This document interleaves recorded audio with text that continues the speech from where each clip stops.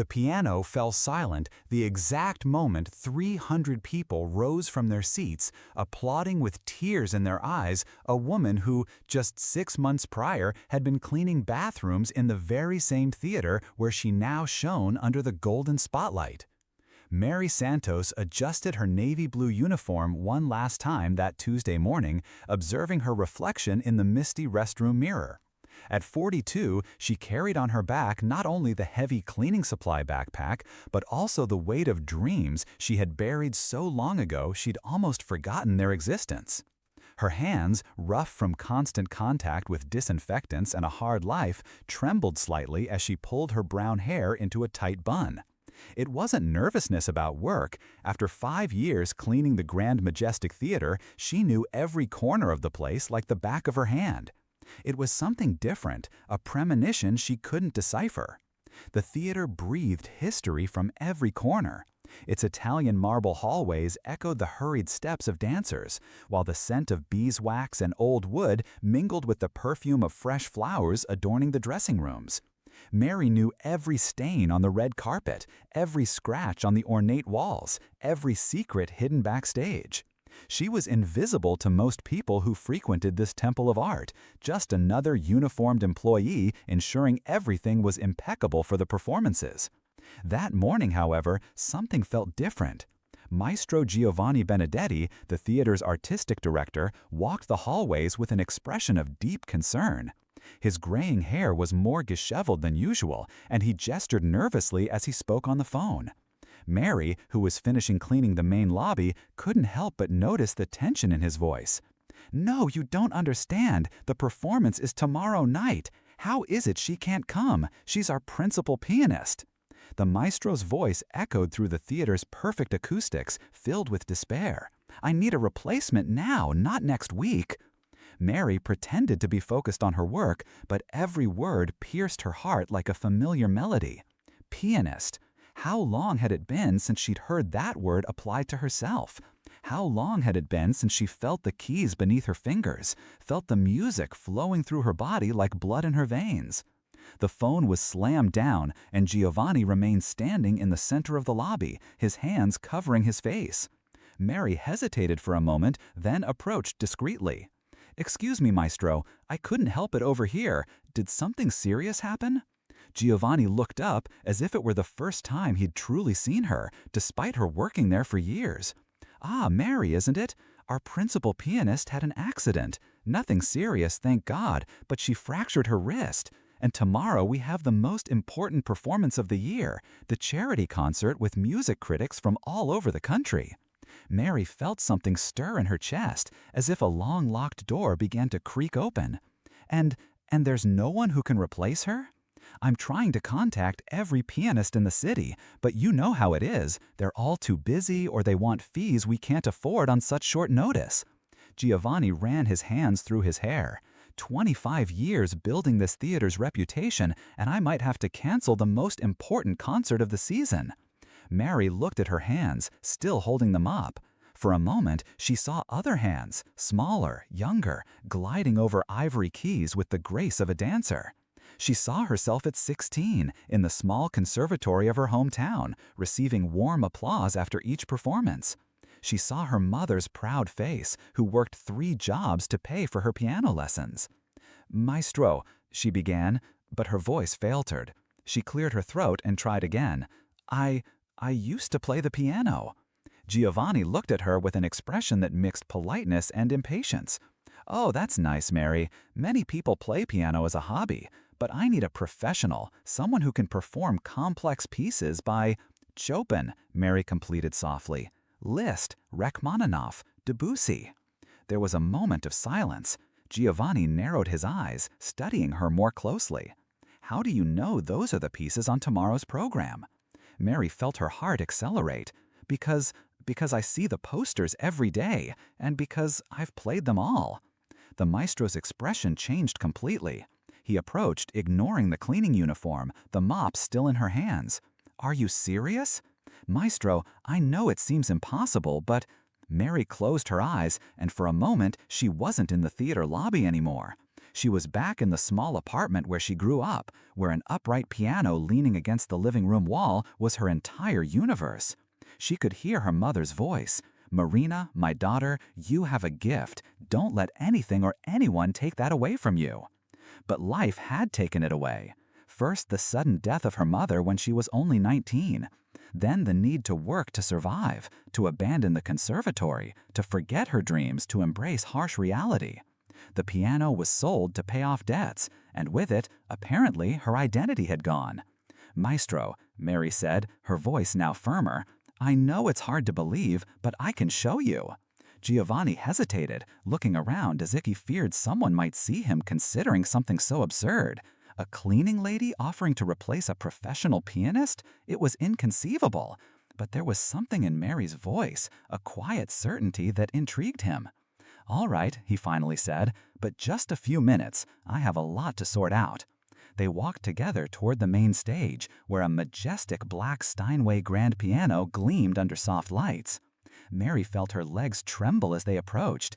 It had been over 20 years since she'd played a real instrument. What if she'd lost her skill? What if her hands couldn't find the right keys anymore? Giovanni gestured impatiently toward the piano. "Play anything simple, just to see." Mary leaned her mop against the wall and approached the instrument. Her hands shook as she touched the polished wood, and for a moment she felt as if she were violating something sacred. She, a simple janitor, daring to touch a piano worth more than everything she owned. She sat on the cushioned bench and adjusted the height. Her hands hovered over the keyboard and she closed her eyes. Deep silence. Then, almost without thinking, she began to play. The first notes of Chopin's Prelude in D-flat major filled the theater with an almost celestial sweetness. Mary was no longer conscious of where she was, who she was, or how she had gotten there. There was only the music, flowing through her as if it had never stopped. Her hands moved with a grace she had forgotten she possessed. Each note played with a delicacy that made the air vibrate with emotion. Giovanni, who had been prepared to interrupt after a few bars, remained motionless. His skeptical expression transformed into astonishment, then into something akin to reverence. The woman sitting at the piano was no longer the janitor he had ignored for years. She was an artist, a true musician, playing with a sensitivity he had rarely witnessed. The music continued, and Mary lost herself completely in it. She could feel her mother beside her, hear her voice. "That's it, my daughter. Let the music speak through you." She could see herself again at 16, on the conservatory stage, receiving a standing ovation after performing this same piece. When the last notes faded into the silence of the theater, Mary slowly opened her eyes. Giovanni stood beside her, and she could see tears in his eyes. "My God," he murmured, "where did you learn to play like that?" Mary rose from the bench, her legs still trembling. I studied at the State Conservatory of Music when I was young, but that was a long time ago." "How long have you not played?" 23 years, she replied, and the answer surprised her. Had it been that long? Giovanni walked around the piano, his hands clasped behind his back, his mind visibly working. "Mary, I need you to tell me your whole story, now." And so, sitting on the piano bench that had rekindled something deep within her soul, Mary told him. She told him about the girl she had been, about the dreams she had nurtured, about the mother who believed in her more than she believed in herself. She told him about the tragedy that had changed everything, about the years of struggle to survive, about how she had buried her musical identity so deeply that she had almost forgotten it. "Do you have a family now?" Giovanni asked when she finished. "My daughter, Sophia. She's 15. Mary smiled for the first time. "I work here and at a diner at night to pay for her studies. She wants to be a doctor." "And does she know you play the piano?" Mary shook her head. "I never told her. I didn't want her to know about what I could have been." Giovanni was silent for a long moment.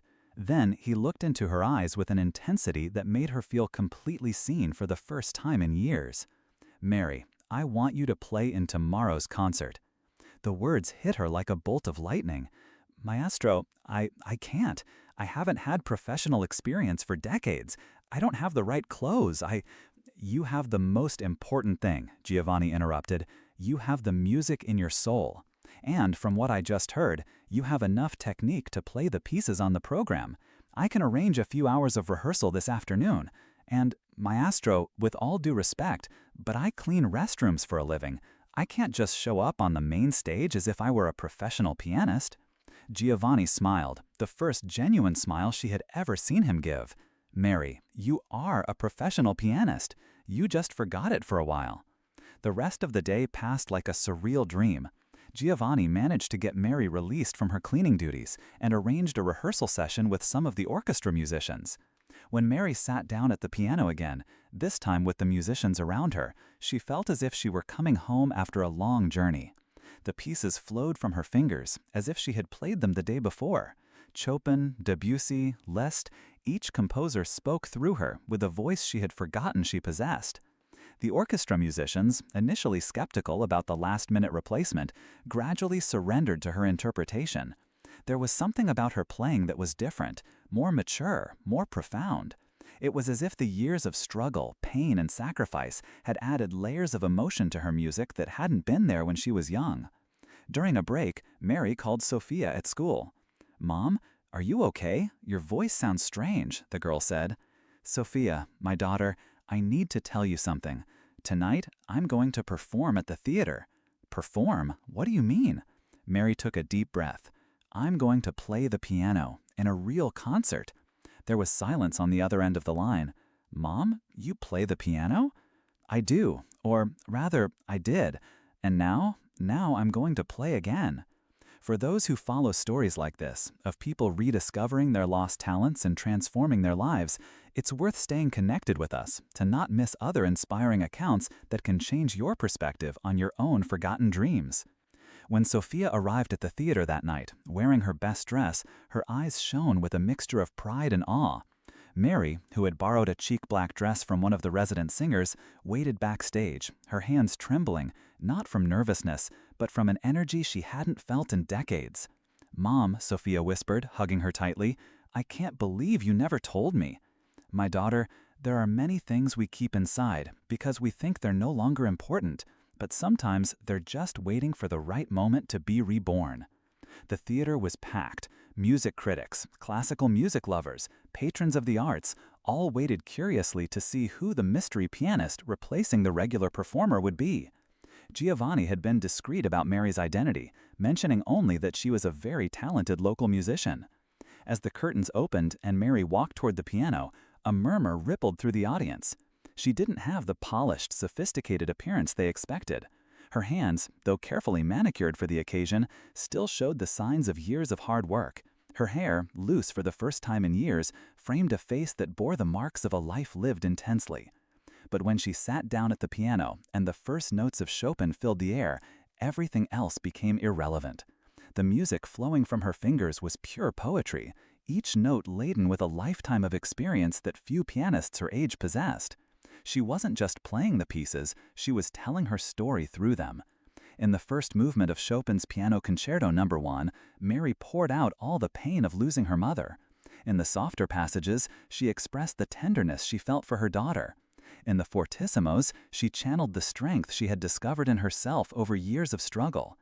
The orchestra followed her lead as if she were a conductor, responding to every nuance of her interpretation. The audience was mesmerized.